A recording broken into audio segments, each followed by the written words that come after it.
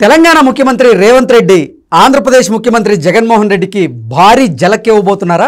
రానున్న ఎన్నికల్లో రేవంత్ రెడ్డి షర్మిలకు మద్దతుగా కాంగ్రెస్ పార్టీ నుంచి ఆంధ్రప్రదేశ్లో ప్రచారం చేయబోతున్నారా అంటే అవుననే సమాధానం ఇస్తున్నారు కొంతమంది రాజకీయ విశ్లేషకులు. ఇక ఇదే అంశానికి సంబంధించి మనతో మాట్లాడేందుకు ప్రముఖ రాజకీయ విశ్లేషకులు జగదేవ్ గారు మనతో ఉన్నారా? ఆయనతో మాట్లాడదాం. జగదేవ్ గారు నమస్తే అండి. నమస్తే. జగదేవ్ గారు, తెలంగాణ ముఖ్యమంత్రి రేవంత్ రెడ్డి ఆంధ్రప్రదేశ్ ముఖ్యమంత్రి జగన్మోహన్ రెడ్డికి భారీ జలక్కివ్వబోతున్నాడు.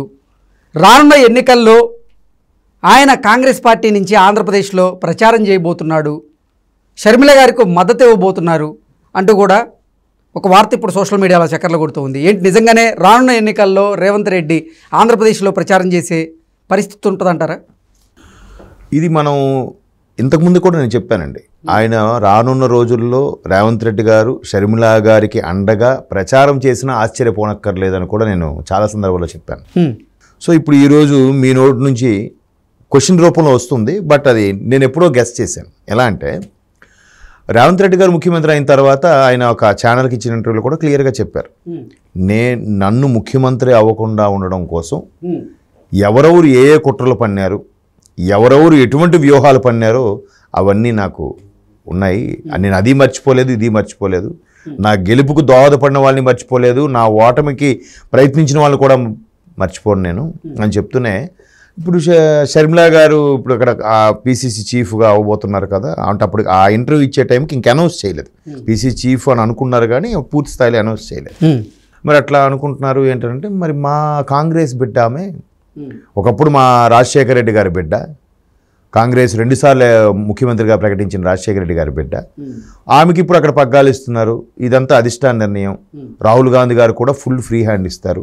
ఒకవేళ షర్మిల గారికి మేము అండగా నిలబడాలి, అన్ని రకాలుగా ఆర్థిక పరంగా, న్యాయపరంగా లేదా రాజకీయ పరంగా ఎటువంటి సపోర్ట్ కావాలన్నా, ఎటువంటి సలహా కావాలన్నా, ఆవిడ అడిగినా అడగకపోయినా అధిష్టానం నుంచి ఒక చిన్న మాట వస్తే సెకండ్ థాట్ లేకుండా నేను రంగంలో దూకేస్తానని కూడా ఆయన ఆ ఇంటర్వ్యూలో చెప్పారు.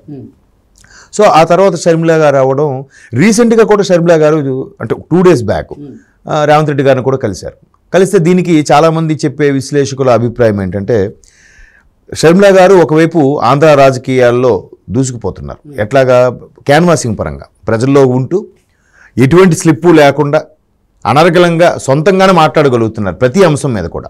అక్కడ మాట్లాడుతున్నప్పుడు ఓటర్లోంచి కొన్ని ప్రతిఘటనలు ఎదురైనా ఆ ఓటర్లో వాళ్ళు ప్రభుత్వ పరంగా ప్రభుత్వ పక్షంగా మాట్లాడుతున్నా కూడా వాళ్ళకి మైక్ ఇచ్చి వాళ్ళు మాట్లాడనిచ్చి వాళ్ళ సందేహాలు నివృత్తి చేస్తున్నారు.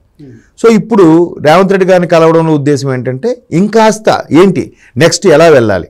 ఎందుకంటే జస్ట్ రేవంత్ రెడ్డి గారు ఆల్రెడీ సక్సెస్ అయిపోయిన ముఖ్యమంత్రి, ఆయన పీసీసీ చీఫ్గా ఉండి ఎలా ప్రజల్లోకి వెళ్ళాలి, ఎలా క్యాన్వాసింగ్ చేయాలి, ఎలా మాట్లాడాలి, ఏ అంశాల మీద మాట్లాడితే ప్రజల్ని ఆకట్టుకోగలుగుతాం అనే దాని మీద ఆయన ప్రూవ్ చేసి, సీనియర్ నాయకులు ఎంతమంది ఉన్నా కూడా వాళ్ళందరినీ బుజ్జగించి వాళ్ళందరినీ ఒకే తాటిపై తీసుకొచ్చి ఎట్టకేలకు ముఖ్యమంత్రి పీఠ మీద కూర్చున్నారు రేవంత్ రెడ్డి గారు.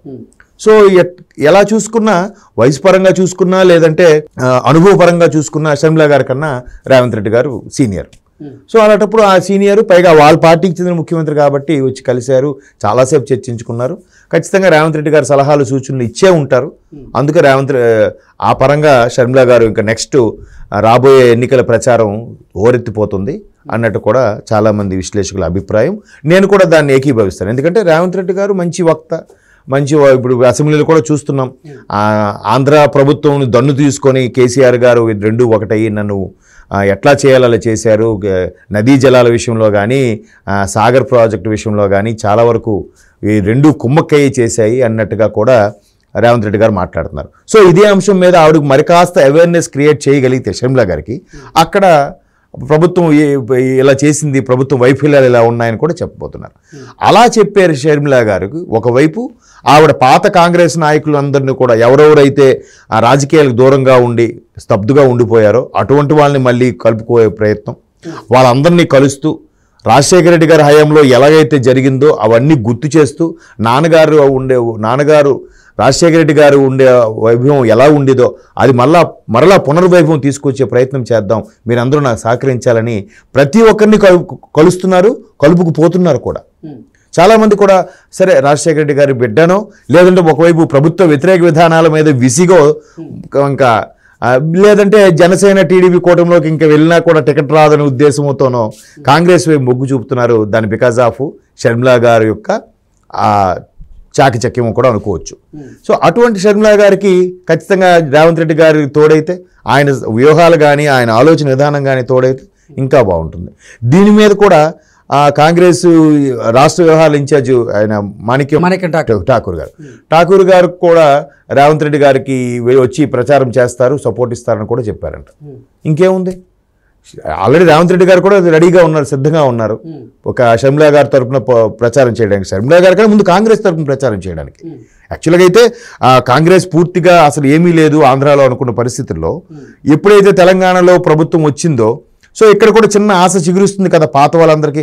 అరే ఇక్కడ కూడా ఆంధ్రాకి అన్యాయం చేసినా మరలా అయిపోయే పరిస్థితులు అయిపోయాయి, సరే ఇప్పటి నుంచి కొద్దిగా అవకాశం ఇచ్చేలా మరలా కొద్దిగా ఊపిరి కొన ఊపురుతున్న కాంగ్రెస్కి బాగా ఊపిరి కలిగించే అంశము షర్మిలా గారు పీసీసీ చీఫ్ అవడం.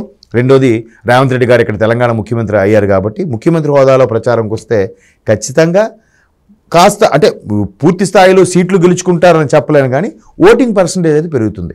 ఏదైతే నోటా కన్నా తక్కువ వచ్చింది కాంగ్రెస్కి అని అటువంటి అవమాన భారంగా ఉన్న కాంగ్రెస్కి ఒక్కసారిగా ఓటింగ్ పర్సంటేజ్ పెరిగే ఛాన్సెస్ అయితే ఉన్నాయి. మరోవైపు ఆయన పేరేంటి, మన రాజమండ్రి ఉండవల్లి గారు లాంటి సీనియర్ నాయకులు కూడా, పార్టీలకి దూరంగా రాజకీయాలు దూరంగా ఉన్న వ్యక్తులు కూడా షర్మిలా గారు ప్రోద్బలంతో మరలా రాజకీయాలకి అట్లీస్ట్ సలహాదారులుగా, ఆయన పోటీ చేయకపోయినా ఆమె వెనక ఉండి నిలబడి సలహాదారులుగా ఉండడానికి కూడా రెడీగా ఉన్నారు. మరోవైపు ఇంతవరకు తెర మీదకి ఎప్పుడూ కనబడిన కేవీపీ లాంటి వ్యక్తులు కూడా ఇప్పుడు రేపొద్దున షర్మిలా గారికి అండగా నిలబడే అవకాశాలు కనిపిస్తున్నాయి. ఎందుకు, కేవీపీ గారు స్వయాన ఆయన ఆత్మబంధువు బిడ్డ షర్మిలా గారు. రాజశేఖర రెడ్డి గారికి జగన్మోహన్ రెడ్డి గారి కన్నా షర్మిలా గారంటే ఇష్టమని కూడా రాజశేఖర రెడ్డి గారు చెప్పారు. తర్వాత విజయమ్మ గారు బుక్ కూడా రిలీజ్ చేశారు, అందులో కూడా ప్రస్తావించబడింది. మన ఉండవల్లి గారు కూడా చాలా సందర్భాల్లో చెప్పారు, ఈవెన్ కేవీపీ గారు కూడా అదే చెప్పారు. ఒకవేళ కనుక రానున్న ఎన్నికల్లో రేవంత్ రెడ్డి గారు షర్మిలకి అండగా నిలబడేందుకు కాంగ్రెస్ పార్టీ తరపున ప్రచారం చేస్తే అది జగన్మోహన్ రెడ్డికి ప్లస్సా మైనస్సా? చంద్రబాబు గారికి ప్లస్గా మారే అవకాశం ఉందా, మైనస్ అయ్యే అవకాశం ఉందా అంటే ఏం చెప్తారు? మొదటిది జగన్మోహన్ రెడ్డి గారికి మైనస్ అని అనుకుంటున్నాను. ఎందుకంటే రాజశేఖర రెడ్డి గారు రెండు కళ్ళు, వీళ్ళిద్దరు ఆల్రెడీ ఒక కన్ను రాజశేఖర రెడ్డి గారి పూర్తి ఇమేజ్ని, ఆయన స్టేటస్ని అంతా కూడా వీళ్ళు గెయిన్ చేసి ముఖ్యమంత్రిగా అయ్యారు, ఆ స్టేటస్ అనుభవిస్తున్నారు. ఇప్పుడు షర్మిలా గారు రెండో కన్ను కాబట్టి ఆల్రెడీ ఈవిడికి కొంత పరాభవం అయిందని నమ్ముతున్నారు కాబట్టి ఈవిడికి దక్కాల్సిన గౌరవం దక్కలేదు అని ఫీల్ అయిన నేపథ్యంలో అరే మన రాజశేఖర బిడ్డే కదా, ఈవిడికి జగన్మోహన్ రెడ్డి గారి సముచిత స్థానం కల్పించుంటే ఈవిడ పక్క రాష్ట్రం వెళ్ళి వేరే పార్టీ పెట్టేది కాదు, అలాగే కాంగ్రెస్లో కలిసేది కూడా కాదు, ఇప్పుడు కాంగ్రెస్ అధ్యక్షురాలు కూడా అయి ఉండేది కాదు, అన్నతోటే ఉండేది కదా. సముచిత స్థానం కల్పించకపోబట్టే కదా పార్టీ పెట్టింది, మళ్ళీ కాంగ్రెస్లోకి వెళ్ళింది. అదే తండ్రి పదవి అధిరోహించిన ముఖ్యమంత్రిగా చేసిన అదే కాంగ్రెస్లోకి మరలా ఈవిడ వెళ్ళింది. సరే ఈవిడ ఆడబిడ్డ కదా, ఎంతో అవకాశం ఇద్దామని ఏ కొంత ఇదైనా ఉంటుంది కదా సానుభూతి. రాజశేఖర రెడ్డి గారి ఇమేజ్ని దృష్టిలో పెట్టుకుని మాట్లాడుతున్నాను.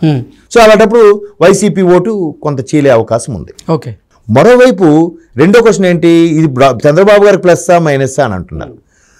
తెలంగాణ ఎన్నికల నేపథ్యంలో రేవంత్ రెడ్డి గారికి సపోర్టుగా ఉండేలాగానే టీడీపీ ఇక్కడ పోటీ చేయలేదని కొంతమంది విశ్లేషకుల అభిప్రాయం. ఇట్లాంటి అంశం వచ్చినప్పుడు వీళ్ళిద్దరూ ఒకప్పుడు ఒక తానులో టీడీపీలోని వ్యక్తే కాబట్టి గురు శిష్యుల బంధం ఇద్దరి మధ్యలో ఉంది కాబట్టి ఇది కొంత రేవంత్ రెడ్డి గారు ప్రచారం చేస్తే టీడీపీకి కూడా కొంత నష్టం జరిగే అవకాశం ఉంది అన్న అభిప్రాయం కూడా కొంతమందిలో ఉంది.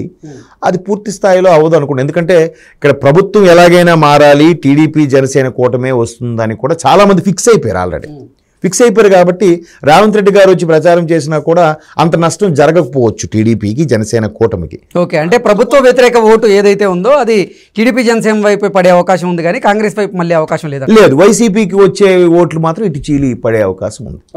ఓకే అండి, థ్యాంక్ యూ.